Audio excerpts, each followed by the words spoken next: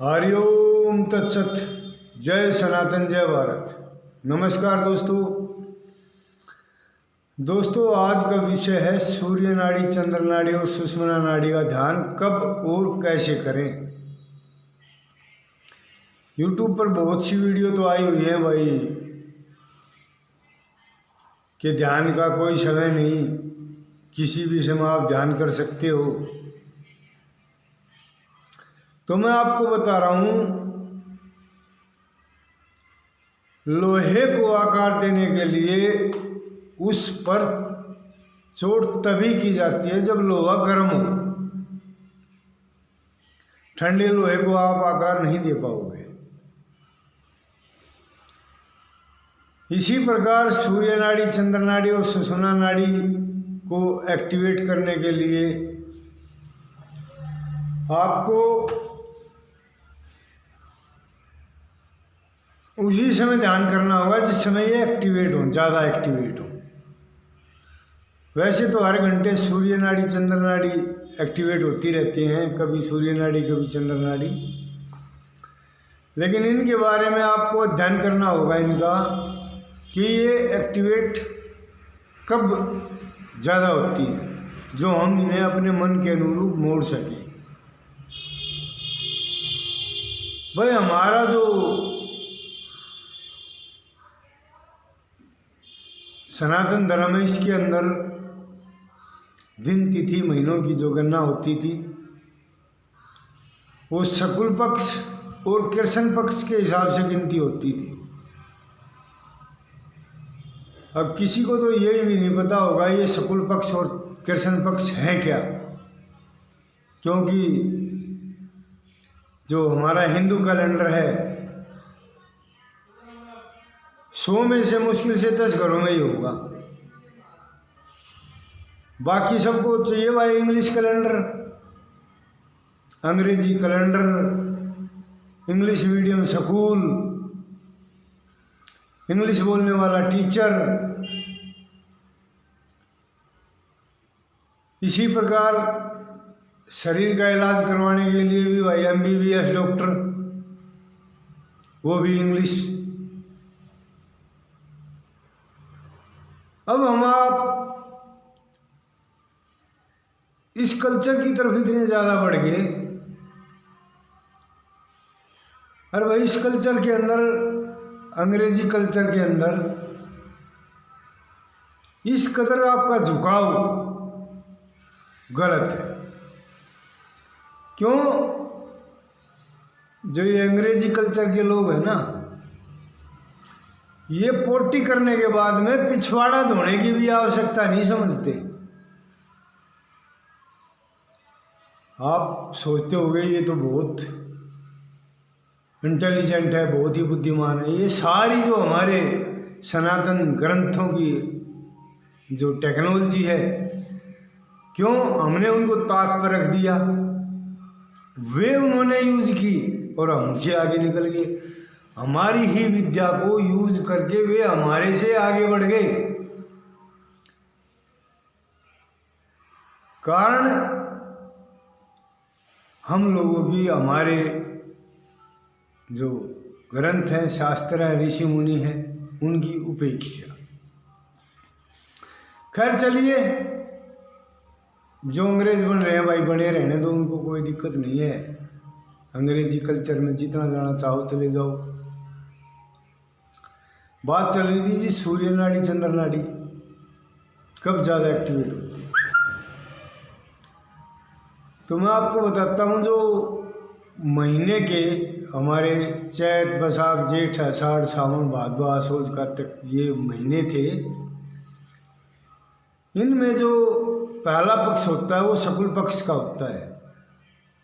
प्रथमा, द्वितीया, तृतीया, चतुर्थी, पंचमी, छठी, सप्तमी, अष्टमी, नवमी, दशमी, एकादशी, द्वादशी, त्रयोदशी, चतुर्थी, और फिर आती है पूर्णमासी।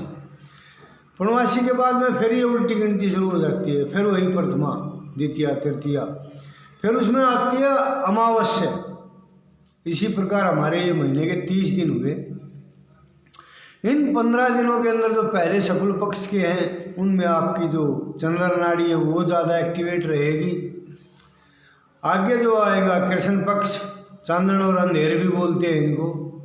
तो अंधेर में जो कृष्ण पक्ष में हमारी सूर्य नाड़ी ज़्यादा एक्टिवेट होगी, क्योंकि चांदन के दिन जो ठंडे होते हैं और सूर्य के जो दिन है वे गर्म होते हैं।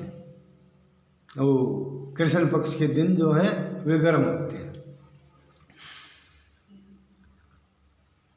अब आपको ये भी जांचना जरूरी है कि हम सूर्य नाड़ी, चंद्र नाड़ी और सुषुम्ना नाड़ी का ध्यान, भाई साहब दिन तो आपने बता दिए, 15 दिन एक्टिवेट ये ज़्यादा रहेगी, 15 दिन ये एक्टिवेट ज़्यादा रहेगी। हर दिन कौन सी नाड़ी किस समय ज़्यादा एक्टिवेट होगी? हर दिन जैसे ही सूर्यास्त होता है 15 से 20 मिनट बाद हमारी जो चंद्र नाड़ी है वो एक्टिवेट होगी। अपने आप ही सूर्यास्त होने के बाद में हमारी चंद्र नाड़ी एक्टिवेट हो जाती है। जो हमारे पहले बुजुर्ग संध्या वंदन करते थे, संध्या करते थे, वो वही संध्या वंदन था कि वे अपनी चंद्र नाड़ी को एक्टिवेट करते थे संध्या वंदन के समय। उनका तो नहीं पता, लेकिन मैं खुद का बता रहा हूँ। जब आपकी ये चंद्र नाड़ी अधिक एक्टिवेट होती है उस समय आप आंखें बंद करके इस नाक से ज़्यादा सांस चलेगी, लेफ्ट से गहरी लंबी सांस लेते रहो, छोड़ते रहो, बस उस सांस पे निगाह, पूरा कॉन्ट्रेस्ट यहाँ से इतने क्षेत्र में, पूरा कॉन्ट्रेस्ट इस साइड के में, उस सांस को निहारते रहो, देखते रहो, पूरा कॉन्ट्रेस्ट सांस। इसी प्रकार से सूर्य नाड़ी का है। जिस समय सूर्य हमारा निकलता है, उदय होता है, उसके आधे घंटे पहले आपकी सूर्य नाड़ी एक्टिवेट हो जाती है और ये भी करीब 1 से 2 घंटा एक्टिवेट रहती है। अब आप उस समय, क्योंकि अभी तो खैर मेरी चंद्र नाड़ी चल रही है, तो उस समय जो आपने ध्यान करना है राइट साइड की जो हमारी सूर्य नाड़ी है उस पर ठीक इसी प्रकार पूरा कॉन्ट्रेस्ट इस नासिका पे, इतने क्षेत्र पे गहरी लंबी सांस लेते रहो, छोड़ते रहो, इस सांस के ऊपर पूरा कॉन्ट्रेस्ट। अब भाई साहब आप कहोगे कि चलो सूर्य नाड़ी का, चंद्र नाड़ी का हमें पता चल गया, सुषुम्ना नाड़ी कब एक्टिवेट होती है? क्योंकि जो मेन आज्ञा चक्र पर ध्यान ले जाना है तो सुषुम्ना नाड़ी का ध्यान करना पड़ेगा, और इस आज्ञा चक्र पर प्रकाश अगर आपको देखना है तो आपको सुषुम्ना नाड़ी का ध्यान करना पड़ेगा। अगर हम किसी बल्ब को लेकर बैठते हैं जलाने के लिए, उसके अंदर 2 वायर होती है, एक ऋणात्मक एक होती है धनात्मक, या उसको हम अर्थ और फेस भी बोल देते हैं इलेक्ट्रिक भाषा में। अगर आपका अर्थ कटा हुआ है तो आपका बल्ब भी नहीं जलेगा, अगर आपका फेस भी कटा है तो भी बल्ब नहीं जलेगा। मतलब अगर आपकी सूर्य नाड़ी या चंद्र नाड़ी दोनों में से कोई सी भी एक्टिवेट है और आप ध्यान लगा रहे हो सुषुम्ना नाड़ी का, तो आप यहाँ पे प्रकाश आज्ञा चक्र पर जिंदगी भर नहीं देख पाओगे, ये मेरी गारंटी है। क्यों? बल्ब जब ही जलता है जब उसके अंदर ऋणात्मक और धनात्मक यानी अर्थ और फेस दोनों बराबर मात्रा में हो, तभी आपका बल्ब जो है एक्टिवेट होगा, वरना आपका जो आज्ञा चक्र है उस पर आप प्रकाश नहीं देख पाओगे। लिखवा के ले लो, साइन मार के स्टैम्प मार के दे सकता हूँ।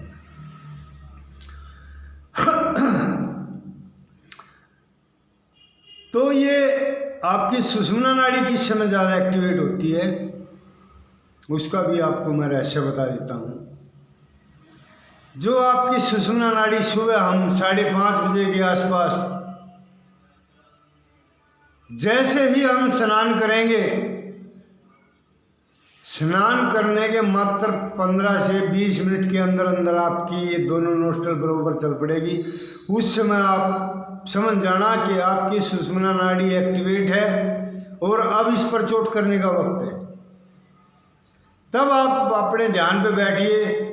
आपने अभी तक कितने भी ध्यान किए हों, चाहे 5 नाम का किया हो, चाहे किसी भी प्रकार का, या भाई सूर्य नाड़ी का या चंद्र नाड़ी का, उस समय आप ध्यान करने बैठना। देखना जिस समय आपकी दोनों नोस्ट्रल समानांतर चल रही हैं, उस समय ध्यान का मजा ही कुछ और है। ना तो आपका कहीं दाएं बाएं विचार भागेगा, ना ही आपके शरीर में कहीं जकड़न या आकड़न आएगी, ना कहीं पे पेन होगा। तब आप कमेंट करना इस वीडियो पे कि भाई साहब आप ठीक कह रहे थे। सुबह का तो वक्त मैंने बता दिया, 5:30 बजे के आसपास नहा धोगे। अब शाम का वक्त और सुन लो, कोई मुगला टेम ना रह जाए। भाई साहब ने ये बताया नहीं, पूरा अच्छी तरह क्लियर नहीं किया। करीब 9, सवा 9, 9:30 बजे के आसपास आपकी सुषुम्ना नाड़ी फिर एक्टिवेट होगी। जब ये आपकी दोनों नोस्ट्रल समानांतर चलती है, उस समय फिर ध्यान में बैठ जाओ। जितनी देर भी आपका ध्यान लगे, 10 मिनट 15 मिनट, जब तक ये समानांतर चलती रहेंगी।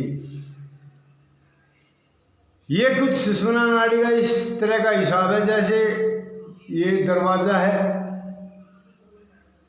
ये आपने बंद कर दिया, तो ये समझ लीजिए कि आपकी सूर्य नाड़ी या चंद्र नाड़ी को ये चल रही है, तो आपका दरवाजा बंद हो गया।